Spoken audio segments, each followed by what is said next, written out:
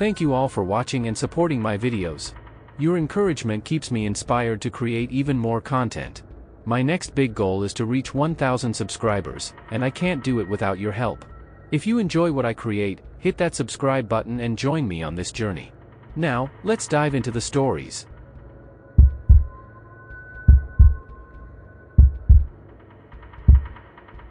Lisa and Mike had finally moved into their new home.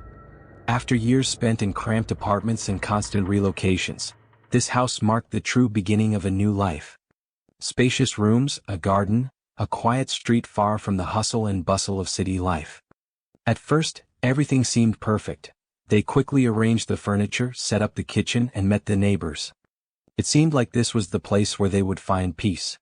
But over time, strange things began to happen that I couldn't explain. Everything seemed fine. We were even starting to adapt, no longer feeling like outsiders in the neighborhood. But every day I noticed something odd.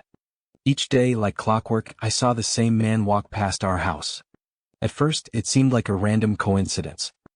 He always walked quickly, his gaze lowered, not speaking to anyone. He just walked by and that was it. But with every passing day, it became less and less like a coincidence. At first, I thought he was just another local resident used to this route, but over time it started to bother me. His gaze never met mine, but I felt his presence long before he appeared on the street. His appearance was strange. He wore dark clothing, old boots, and a hood that obscured his face. His movements seemed purposeful, yet somehow too soft, almost unnoticeable. I started to feel like he was watching us, watching our house, even when he wasn't visible. Lisa dismissed my concerns. She laughed when I brought it up, saying that we were just not used to the new place and all of this was just in my head. But I couldn't shake the feeling that even though he never stopped by our house, it felt like he was keeping an eye on us. This became especially obvious one evening after we saw the man again. We left the window open, and by morning, we discovered that someone unfamiliar had tried to open the back door of our house. Immediately after that, I decided to act. I started to follow him. Every day I tried to observe his route, and eventually I realized that his walks weren't random. He always took the same path and almost always looked at our house. But one time when I decided to leave a camera by the window, I saw something I couldn't forget. This time he didn't just walk by. He stopped, looked at our house, and his gaze became fixed on the window where we were sitting. But he wasn't looking at us. He was staring into the darkness, into the room where we usually sat in the evening. I felt my heart pounding. I quickly turned off the camera and tried to return to normal life, but my hands trembled from what I had seen. The next day, I decided to approach the neighbors, and as it turned out, they knew him well. But they seemed somewhat cautious in their words, evasive about providing details. Only one woman said his name was John and that he had lived in the area for quite some time. But there was a hint of unease in her voice, as though she knew something but didn't want to share it. This marked the beginning of a nightmare that would last for a long time. As I found out a few weeks later, John, this man, wasn't just a strange neighbor. He had been known in the town for several suspicious incidents. People said he always appeared in the dark corners of the streets and behaved oddly. And although he hadn't been arrested, everyone was convinced that he was hiding something they didn't want to know. One evening when I once again noticed John walking past our house, something unusual caught my attention. I saw that his clothes were a bit stained. At first it looked like dirt or dust, but upon closer inspection I realized it was blood. I couldn't be mistaken. It was definitely blood. My hand trembled as I grabbed my phone and called the police. I was afraid that his next move could be even more dangerous and I couldn't ignore it. I gave the police all my observations, carefully describing how he walked by our house again and how his clothes looked suspiciously dirty. They promised to come by soon. A few minutes later, I saw a patrol car stop in front of our house. 2 officers got out and without acknowledging me they started talking to John. They were calm, but I noticed how carefully they examined him. John seemed to be unresponsive to their questions and even tried to avoid their gaze. This only confirmed my suspicions. The police tried to get an explanation from him about the stains on his clothes, but he denied any involvement in the troubling incidents. They took him for a brief conversation in the car, and I couldn't make sense of what was happening. It seemed like everything was under control, but something still didn't add up. After a pause, the police came back to me. One of the officers leaned forward slightly and whispered, "We talked to him. He admitted he has no connection to the recent events in the city, but his behavior seems strange to us too. We'll keep an eye on him." On one hand, I felt somewhat relieved that they had taken my concerns seriously.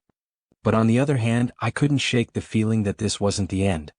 As soon as the police left, I saw John return to his usual route. And though he didn't stop by our house again, I felt something had changed in his behavior. From that moment on, I became even more cautious. I didn't know if these were just coincidences or if he really had something darker in mind. But what happened next made me realize that the new house we loved so much could be hiding more than we could ever imagine. One evening when Lisa was at work, I stayed home alone. In the middle of the night, I heard a strange sound. At first I thought it was just the wind, but then I heard it again. It sounded like the quiet creak of old doors. I immediately got out of bed and went to the kitchen to see what was going on. There by the back door stood John. He was quietly trying to open the door, which was locked. I froze, not knowing what to do. All I could do was silently watch him. That was the moment I realized that something much more serious was going on than just a maniac neighbor. I stood in the kitchen in the dark, watching as John quietly tried to open the back door. He was incredibly careful, silent, like a shadow. I felt my heart pounding in my chest. It seemed like even the air had become heavy and I couldn't breathe. Every movement of John's was deliberate, calculated, and I understood that this was no accident. He knew exactly what he was doing. I decided to act. First, I quietly approached the window to see better what he was doing. I heard his fingers moving lightly across the metal lock, as if it was a familiar routine for him. He wasn't planning to leave, and I realized that if I didn't do something now, it could end very badly. One idea came to mind. I slowly hid in the dark and fumbled for my phone. As I dialed the police, I couldn't shake the feeling that John knew something about me that I didn't know about him. All these days, these repeated walks past our house, the stained clothes, his strange behavior, it all led to something bigger. "Police, how can I help?" came a voice on the other end. "It's him again," I barely managed to whisper. "He's at the back door. His clothes are stained with blood. Please come quickly." I hung up and, trying not to make a sound, quietly crept toward the door. My hands were shaking, but I forced myself to stay calm. John was still trying to open the door, and I felt that this time he might actually get inside. A sense of dread overtook me. It felt like he had been watching us for a long time and now wanted to carry out his plan. And then, suddenly, he stopped. His body tensed, and I saw him slowly turn around as if he had sensed my presence. It was impossible to explain, but his gaze stopped directly on me through the window in the dark. We didn't move, just dead silence. It felt like time had stopped, and only his eyes, staring directly at mine, reminded me that we were still in reality. I heard a patrol car approaching outside, and John finally took a step back as if realizing he had been caught. But he didn't run. He just stood there, staring at me as if waiting for me to make the next move. The police arrived quickly. They got out of the car, and I heard them calmly approach John, but their movements were cautious. They already knew he could be dangerous. One of the officers quietly addressed John. "Step back," calmly. "Let's talk." John raised his hands and took a step back, but he didn't take their words seriously. He was calm again, as if everything was under control and there was no danger. But I knew that his calmness was just a mask. My suspicion was confirmed when the police started talking to him. It turned out that John wasn't a local resident, and he had a few criminal records related to violent actions. The officers took him into custody, and he didn't even try to resist. However, as they led him to the patrol car, I saw him glance at me one last time, and his eyes gleamed with a sinister smile. It wasn't just a smile, it was the look of someone who knew it wasn't over yet. When the police took him away, I stood at the doorstep, not knowing what would happen next. But now, I felt that there would no longer be silence in our new home. The one who had been watching us likely had his reasons. And even if he left our neighborhood, I understood that what had happened was just the beginning. After the police took John away, I tried to find some peace of mind. Lisa returned home, and I told her what had happened. At first, she couldn't believe everything I told her, but then she saw the calm on my face. We spent that evening in silence, simply holding each other as if trying to protect ourselves from what we couldn't control. The next few days were filled with anxiety. Although John was no longer seen in our neighborhood, I couldn't shake the feeling that I was still being watched. The neighbors started talking about how they saw the police take him away, but no one knew exactly what would happen to him next. The police, after further investigations, confirmed that John was linked to several old cases, including thefts and threats. It turned out that he had been wandering through cities, looking for a new victim, and had probably been watching us when we first moved in. We no longer saw him, and although the police took him in for questioning, we knew nothing would be proven against him because there wasn't enough evidence. Over time, memories of him began to fade, though we still became more cautious. Our new life in the house became what we had dreamed of. And even though the fear of the unknown stayed with me for a long time, I realized one thing. We can run from many things but not from the fear that might remain inside. So we continued to live, trying to find peace and calm in a place where we thought we'd never find it. In the end, everything returned to normal, but the memory of that night stayed with us. I knew that our new life wasn't as simple as we had imagined. And perhaps John was just the beginning of something bigger, something we hadn't seen yet. But we were ready to face it together because at home we weren't alone. And as we move forward with each new day, we realize that what matters isn't whether we have fear, but how we deal with it.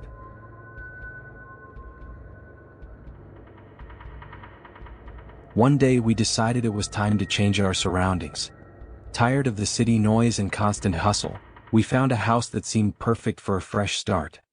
It was an old house on the outskirts of a small town, which, as we later realized, not only preserved history but also held many secrets. At first glance, the house looked a little strange. The huge trees surrounding it cast deep shadows, and the house's facade was old, covered in moss and the marks of time. But it all seemed like it had been waiting for us. When we stepped inside, we immediately felt the atmosphere that filled every corner. There was an old-world charm, but also something unusual that made me feel uncomfortable. We started settling into the house, but quickly noticed that not everything was as it seemed. First, the rooms had no echo of our presence. They were deeply enclosed within themselves. But what surprised me the most was the library I found in the basement. It looked like a treasure trove of ancient books, but one of them was odd. It was a book, its cover made of black leather with strange symbols that seemed to emit a cold aura. At night, when everything was quiet, I decided to read it. The words on the pages seemed ordinary until I came across a phrase that made me stop. It spoke of something dark living beneath this house. I closed the book, but the sense of an unusual presence lingered. The more I tried to forget about it, the more I felt like something invisible was watching me. That night, when I woke from a heavy sleep, I heard strange sounds. It was like the creaking of an old wooden floor, but it seemed as if someone was walking through the house, ignoring our movements. I approached the door and was surprised to see that the light in the library was on. It couldn't have been a mistake. I was certain I had turned it off before going to bed. I carefully approached the stairs, but then I heard voices, faint, indistinct, but they couldn't have been mine. My heart began to race. I saw shadows moving down the corridor, strangely blending into the walls of the house. Without saying anything to Lisa, I went downstairs to the library. The book was on the table. And on its pages, new words appeared, ones I hadn't written. I didn't know what it meant, but I was sure it wasn't just a coincidence. It was like a hint that something was just beginning. As it turned out, the ancient books weren't just part of the decor. They held memories of what had happened here long ago. We learned that this house had a long history and not all of it could be found in textbooks. People had lived here who vanished under mysterious circumstances. Their stories were only preserved in old letters and books kept in the basement. Only now did we understand why the house felt alive. It didn't just preserve the past, it was capable of influencing people. One evening, Lisa and I were sitting in the living room when suddenly the doorbell rang. I went to the door, but no one was there. Only an old key was lying on the stairs. As we later found out, this key had been lost but surely belonged to this house. Someone had left it for us. We realized that we hadn't just moved into a new house. We had become part of its story. And although we didn't know if we could ever understand all its secrets, we were certain of one thing. Even if we tried to escape the past, it would always find us. That night, we sat in silence, staring intently at the old key I had placed on the table. Its cold metal surface seemed to radiate some invisible energy. Lisa quietly asked, "What does this mean? Why did it appear now?" I couldn't find an answer, but I felt that this key was not just a detail of the decor. It was something more, part of a larger game that we were drawn into. The next day I decided to explore the house. I started with the basement, since that was where we had found the library. I became curious about what else might be hidden in these old walls. Step by step, I examined every room, every corner, but found nothing suspicious. However, when I entered a small room behind the kitchen, I heard a strange sound like the creaking of old wood. The floor beneath my feet slightly sagged, and I noticed that one of the boards looked somewhat unnatural. I tried to lift the board and discovered a small hidden compartment that had been unnoticed until now. Inside was a box, covered in dust and filled with old papers. Upon opening it, I found letters dating back to the early 20th century, and several drawings depicting a strange circle and symbols resembling those on the book in the library. The feeling that we had found something important intensified.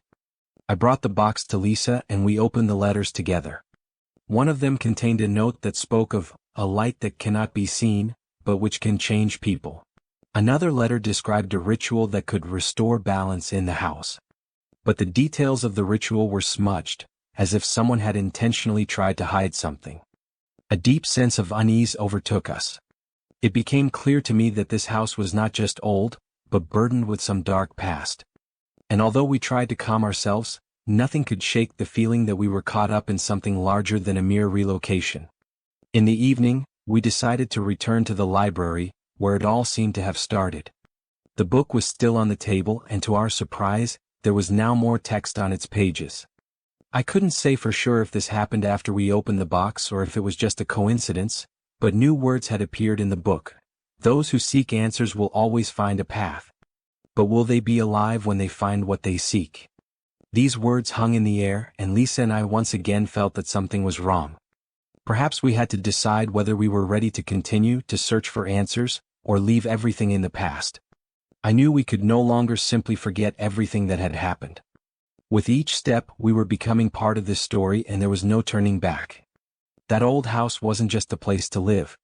It was like a time capsule holding all those secrets that we now had to uncover. That evening I felt how everything had changed. The sense of something great, unknown, and dangerous became stronger. I realized that we were not just living in this house, but standing on the edge of something that could change us forever. And even if we found the answers, would we be able to accept them? We probably had no choice. That night, as we sat in the library trying to make sense of everything we had found, the feeling of fear returned. The room was dark, only the flashlight's beam fell on the pages of the book, and each word seemed heavier than the last. Lisa closed the book and looked at me. "We have to stop this now before it's too late," she said, but her voice sounded more like a question than an order. I looked at the old key still lying on the table and thought about why it was so important. Perhaps it was the key not only to the door but to something greater. And then I realized we had to find the place the letters spoke of. Perhaps this was our last chance to stop what had already entered our home. We set off toward where the exit was supposed to be, relying on our instincts and the drawings we had found. The place turned out to be underground, hidden in one of the rooms that seemed just like an old pantry. We opened the heavy door, and before us appeared a small room that resembled a dungeon. Inside there was only one chair, and around it, on the walls, were strange symbols, very similar to those we had seen in the book.